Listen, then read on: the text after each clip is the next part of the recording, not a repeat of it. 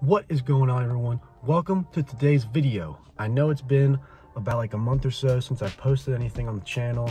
You know, I went back to school. I've also been having a little bit of problems with the Subaru that needed to get fixed out before I made a video, because I was in the middle of recording a video, like one of my old ones where I just take a bunch of shots and then put a music video over it. But I was starting to get check engine lights on the Subaru, and that's where this video comes in, where we're gonna go ahead and fix those things, or at least how I fix them, because they're fixed now. I've driven about 100 miles and I haven't gotten a check engine light, so that's good. And yeah, it's good to be back. So I want to say I got a check engine light about 2 to 3 weeks ago, and whenever I plugged in my Cobb access port and read the codes on it, it said that I was running lean on bank 1. I'm pretty sure the code was P0171. I was getting that code, and then I was just driving it around a little bit, not getting into boost, so that way it's not running too lean, because I did have to go and get like cleats from the store and still get groceries and stuff, so I just wasn't getting into it very much.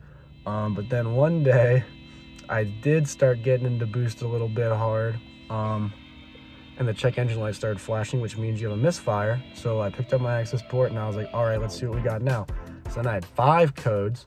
One was the lean code, and then I had a misfire on all cylinders, so that was not good at all. But the fix was actually super simple, and I think this actually happened to me before. I just completely forgot that it actually would do this, so we'll just get into it now.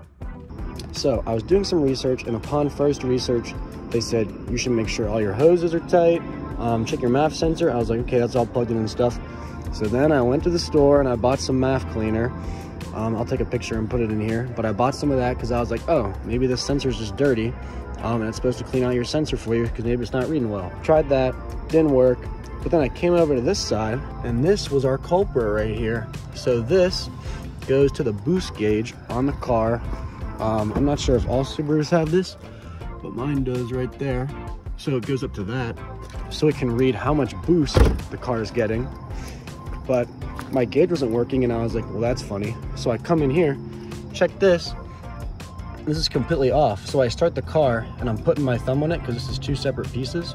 That's why they're electrical taped together. And this is held up for now. I don't know what I'm gonna do to, you know, foolproof it, because I feel like electrical tape isn't a very long-term proof thing, but I guess this is good for now. But yeah, since it's separated in 2, this comes out of your bypass valve and comes off of here. So I was like, huh, and I started putting my thumb over it when I had the car started, and your turbo's a vacuum because it's not spooling at all, and it started sucking my thumb in. So I was like, well, my turbo probably spools up, and then this leak right here just shoots all the air out before it can even like do anything. So the computer was actually right. Since this is your bypass valve and this comes out here, this is just shooting all the air out of here since the system's not closed. So I'm guessing that's what the reason was, because I haven't gotten a check engine light or anything ever since I put this back together. MAF cleaner didn't really do anything in my case. It was only $10 at AutoZone, so it's not really that much of a loss, but I guess it's good that it's clean. Maybe if something was dirty on it before, at least it's clean now. But yeah, I can't believe this thing right here was the whole entire reason why I was getting misfires. The engine was running lean. It was stuttering whenever you were starting to drive it a little bit hard, and I can't believe this one little tube right here is what was causing all my problems. And it was really in plain sight. I was looking here, and like it was clearly separated over here, and my boost gauge wasn't working, so I must have known something was up. But yeah, this is the only thing that was the cause of all my problems. Other than that, it's been running pretty strong, surprisingly. I haven't gotten any check engine lights besides that.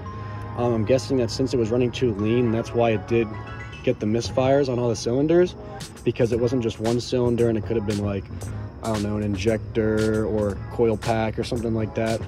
But since it was all of them, I'm guessing that is because it was running lean, and it was just that was the entire problem, which is kind of surprising. But other than that, Subaru's been running pretty well, surprisingly.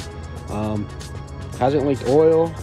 Oil's still topped up, surprisingly. It's not burning oil either, which is also surprising considering it's a turbo car and from 2002, that it hasn't burned any oil and it's not leaking oil or anything. So I'm pretty happy with where it's at right now. Haven't got any other codes besides that. There still is a clunk somewhere on this bottom side suspension that I need to track down in the future. Probably whenever I get home, so in like a month or two, I'll track that down. And I want to just replace those parts because it's just annoying hearing the clunk whenever you turn. I'm not entirely sure what it is, but I thought if I just got down there and started shaking parts, turning the steering wheel and stuff, it would be easy to track down, hopefully. And also, still have to replace my brakes and rotors. They're a little squeaky. They're not as bad as they were before. I don't know if it was like raining more whenever I was at home or something, but they haven't been squeaking as bad. I'm still gonna replace them, but yeah, actually a very simple fix. And then sometime in the future, we can track down that clunk and also replace the brake pads and rotors, because someone commented on one of my videos that if I'm gonna be doing the brake pads, I might as well just do the rotors. And honestly, it's probably true. I feel like the person who had this car before me didn't exactly do the best maintenance on it, so might as well just replace the brake pads and rotors just to make sure that everything's going to be okay with that. But other than that, it's been running great. Still super clean. I'm still super happy with how the hood scoop turned out. Actually makes the car look like it was supposed to be there, even though it wasn't. But now since it's blue, it looks like it's supposed to be there. Hopefully some black wheels coming in the future still. These need tinted. You can kind of see my reflection, which is surprising. But yeah, we got to get them like this. Yeah, everything else on the car has been really nice. Nobody's hit it in the parking lot yet. Definitely needs a wash. But yeah, no one's hit it in the parking lot yet, so that's good, at least that I know of. Still staying clean, surprisingly. I'm not driving it that much. I can't remember what it was at last time I made a video, but we rolled over to 140,000, baby. Still running strong. Hasn't had very many problems at all, and when they are, sorry, there's a big bug.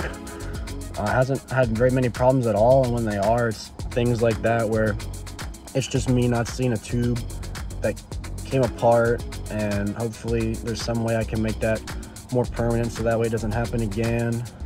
Still loving my Apple CarPlay. It's been great, especially whenever I'm at school, because I don't exactly know where a lot of stuff is, so it makes it super easy. Yeah, everything's been great so far on this car. I got some plans for in the future hopefully coming up. I got a couple paths still that I'm thinking of going down for the Subaru. Obviously there's people who just want to build an engine, which is one of the things that I was thinking of doing. Just doing like STI engine and transmission swap, making some more horsepower. Or there's people who make 2.1 liter strokers. I think that'd be pretty cool. There's also, if I just want to get it painted, that's always an option. I feel like I do want to get it painted more maybe than some engine stuff, because I'm not entirely sure how long I'm gonna have this car for, but I think that the exterior being clean over just making a shit ton of power would be cool. Because I did buy this car, when I was looking for Subarus, I did buy this car specifically because it was the World Rally Blue. Whenever I was looking, I saw a bunch of grays. I honestly didn't even see very many blacks, mostly just grays. And then this one popped up, and I jumped on this one because it was blue. And then we found out the things about how the owner there's no oil in it and stuff like that, but it's blue and it's running strong now. And I think if I get it repainted, I'm gonna stake with the blue and just get those parts touched up. Wheels, tires, and suspension are one thing.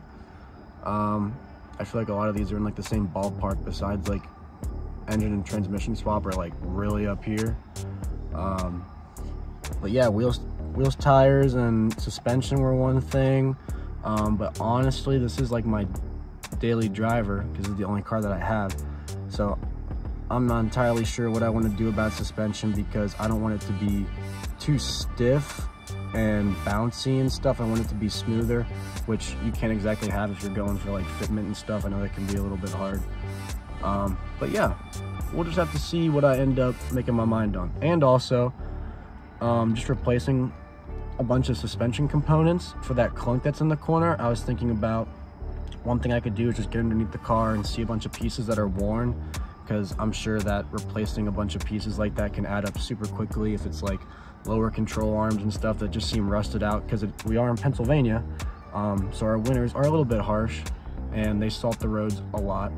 So something like getting up under there and just looking at the lower control arms and looking at bushings and stuff, those little things can add up quickly and just improve the reliability of the car. So that's another thing that we could do, but I'm still indecisive about my decision of the road that I want to go. But yeah, we'll have to figure it out sometime. The Subaru is here to stay for now. Just a little bit of a hiccup. I was honestly super upset whenever I saw that lean code pop up and then it started misfiring. I thought this engine's gonna blow up. It's over. I'm out everything on this car.